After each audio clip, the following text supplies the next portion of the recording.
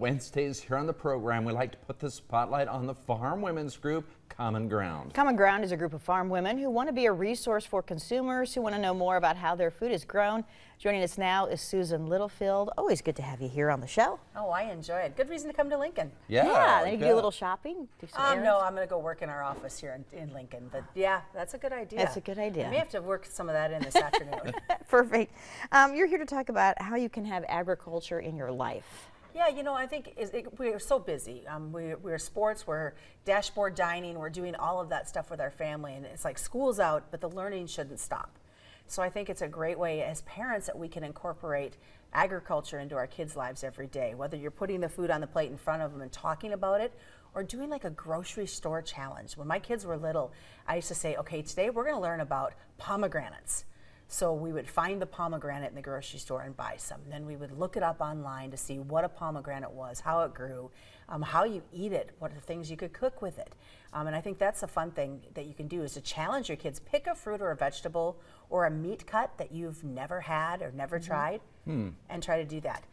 There's so many fun things. You know, kids get restless, they get antsy, they want something to do. I'm bored, I think is a favorite.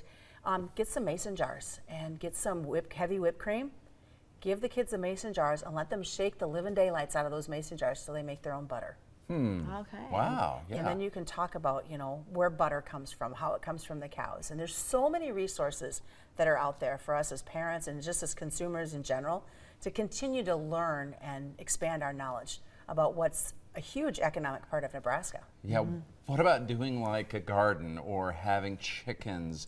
I mean, you can even do that in town. Exactly. I know you got to check with your city rules before you go buy a bunch of chickens. But yeah, have a couple laying hens. The kids can learn about, you know, how eggs come. They can learn to cook with eggs. They can, you know, feed their scraps or their vegetables to the chickens. There's just a lot of neat things. And you know, I have a friend that does a pizza garden with her kids. And I think you and I've had this conversation before, where they use pots and they grow everything that you would put on the pizza, minus obviously the pepperoni or the sausage. And the kids grow the stuff for the pizza. And she's even gone to the point that they grind their wheat just so the kids can learn what that's all about. But yeah. The world is literally your oyster when it comes to agriculture, and it's right there at your fingertips everywhere you turn. Or just let them have a pet, you know? Yeah.